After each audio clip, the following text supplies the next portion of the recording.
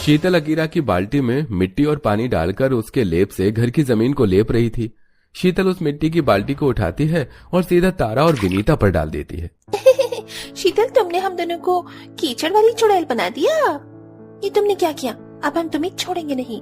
विनीता बचा हुआ मिट्टी का पानी लेकर शीतल पर डाल देती है, जिससे भावना और अकीरा दोनों शीतल पर हंसने लगती हैं। तुम दोनों को बड़ी हंसी आ रही है ना? अभी बताती हूँ तुम्हें। शीतल अकीरा और भावना पर भी मिट्टी का पानी डाल देती है और अब पांचों की पांचों बहनें मिट्टी से लथपथ होकर खड़ी होती हैं। तभी वहां खेत से सब्जियां तोड़कर उसकी माँ सुधा आती हैं। अपनी पांचों बेटियों को यूं मिट्टी के पानी में लोटपोट देख सुधा काफी हैरान होती है। अरे तुम पांचों को मिट्टी से जमीन लीपने को कहा था, अपने आप को लीपने को नहीं। क्या हाल बना लिया है तुम पांचों ने अपना। कहीं बाहर चली मत जाना, वरना कोई भी डर के बेहोश हो जाएगा।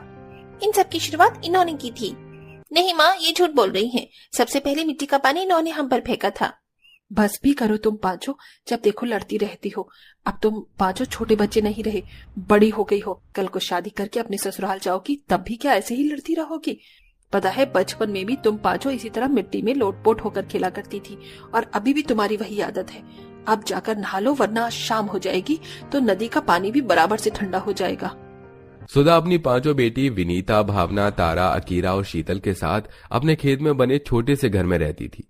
सुधा ने बचपन से ही अपनी पांचों बेटियों को खेती करके ही पाल पोस कर बड़ा किया था। पांचों बहनों में एक दूसरे के लिए काफी ज्यादा प्यार था। ऐसे ही समय गुजरता है और सुधा की पांचों बेटियां शादी लायक हो जाती हैं।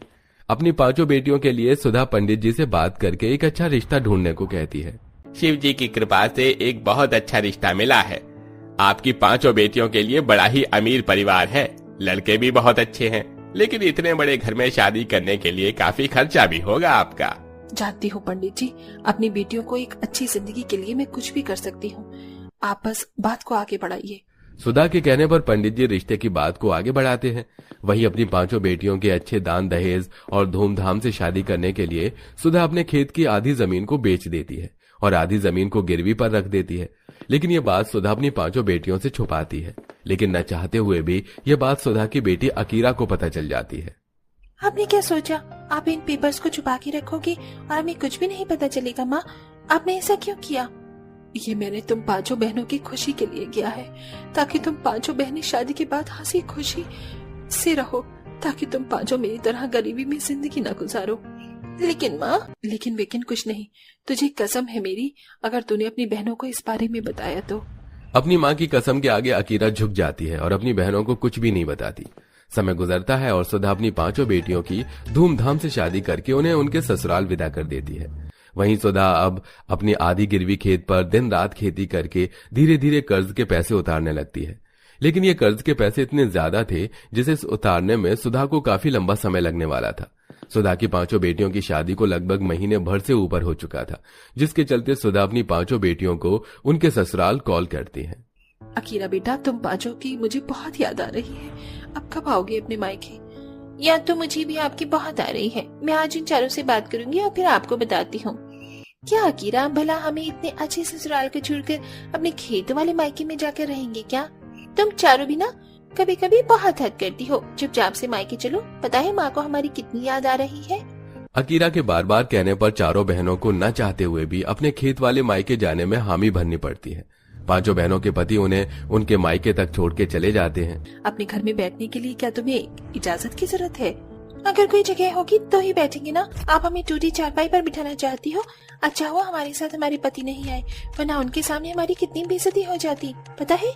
अमीर बेटी का ऐसा जवाब सुनकर सुधा को काफी बुरा लगता है। चावल तो मैंने बना दिए हैं भावना, बेटा तू जाकर खेत से थोड़ी सब्जियां तोड़ ला।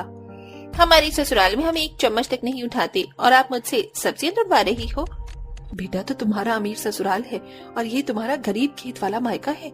वहाँ पर भले ही तुम्हारे एक काम के लिए 100 नौकर होंगे, लेकिन यहाँ पर तो तुम्हें तुम्हारे 100 का काम खुद ही करना होगा। वही तो माँ, हम कह रहे हैं कि आखिरकार कब तक आप इस खेत वाले घर में रहोगी? आप इसे बेचकर कोई अच्छा घर क्यों नहीं ले लेती? हमें तो शर्म आती है अपने ससुराल वालों को अपने खेत वाले मायके में बुलाते हुए। जो बेटियां जिस खेत में पल बढ़कर बड़ी हुई थी, उनके मुंह से ऐसी बातें सुनकर सुधा को बहुत ठेस पहुंचती है। ऐसे ही एक दिन, अरे तुम चारों ऐसे सामान पैक करके कहाँ जा रही हो? अभी तो तुम्हें आई हुई ठीक से 1 हफ्ता भर नहीं हुआ है। अब हम अपने खेत वाले घर में और नहीं रह सकते। अरे हमारा भी स्टैंडर्ड है, ये खेतों में शौच के लिए जाना, नदियों में नहाना, खेतों से सब्जियां तोड़कर बनाना, अब ये हमारे स्टैंडर्ड को शोभा नहीं देता। हम तो शुरू से ही ऐसे रह रहे हैं, तो अब क्या दिक्कत है? क्या तुम्हारे अमीर ससुराल वालों ने तुम्हें इतना बदल दिया? उन्होंने हमें एक अच्छी लाइफ जीना सिखाया है। अगर हम आपके साथ अब थोड़ी और देर इस खेत वाले मायके में रहे ना, तो हम भी किसी कीड़े मकोड़ों की तरह इस खेत में दब कर मर जाएंगे। बस बहुत हुआ। जिस खेत की जमीन पर तुम बेटियों को मैंने पाल पोस कर बड़ा किया, खिलाया पिलाया, जिस जमीन पर तुम सोई अपना सारा बचपन गुजारा, आज उसी खेत की जमीन के लिए तुम ये सब कह रही हो? तो वो और किसी की क्या होंगी? तुम बहनों को अपने अमीर ससुराल जाना है ना, जाओ, लेकिन मुझसे सारे रिश्ते नाते तोड़ कर जाना। आज से तुम लोगों से मेरा कोई रिश्ता नाता नहीं है। इस मामूली सी खेत की जमीन के लिए आप अपनी 5 बेटियों से रिश्ता तोड़ रही हैं? वाह माँ वाह, इसका मतलब आपको हम नहीं, ये जमीन प्यारी है। हाँ, क्योंकि इसी जमीन ने ही हमें खिलाया है। अगर हमारे पास ये जमीन नहीं होती तो हम आज भी सड़क किनारे बैठकर भीख मांग रहे होते, लेकिन ये बात तुम्हें कहाँ समझ आएगी। इतना कहकर सुधा रोते हुए अपने खेतों में आकर बैठ जाती है। अपनी माँ की आंखों में आंसू देख अब अकीरा अपनी चुप्पी बर्दाश्त नहीं कर पाती और उसे तोड़ देती है। मिल गया तुम लोगों को सुकून। सिर्फ माँ की कसम के चलते मैंने तुम चारों से बात छुपाई, लेकिन अब और नहीं। तुम चारों को भी पता होना चाहिए कि माँ ने हमारी शादी के लिए हमारे खेत की आधी जमीन को बेच दिया और आधी जमीन अभी गिरवी पड़ी है, और सिर्फ हमारी खुशी के लिए माँ ने ये सब किया, और हमारे जाने के बाद भी वो दिन रात काम करके कर्ज के पैसे चुका रही है। और आज उसी माँ को तुमने रुलाया। क्या कहा तुमने अकीरा? हमें इस बारे में नहीं पता था। हे भगवान, हमसे क्या हो गया? हमने माँ का दिल दुखाया है। अकीरा की बातें सुन चारों बहनें आंखों में आंसू लिए अपनी माँ के पास जाती हैं। आप क्यों आई हो तुम यहाँ? अपने अमीर ससुराल गई नहीं? जाओ अपने अमीर ससुराल। इस खेत वाले मायके में क्या कर रही हो? हमने तुम्हारा बहुत दिल दुखाया माँ। आज अकीरा ने हमें सब कुछ बता दिया।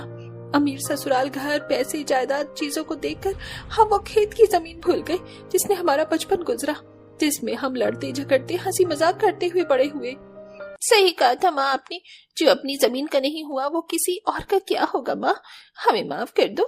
वीडियो पसंद आए तो लाइक करें, चैनल को सब्सक्राइब करें।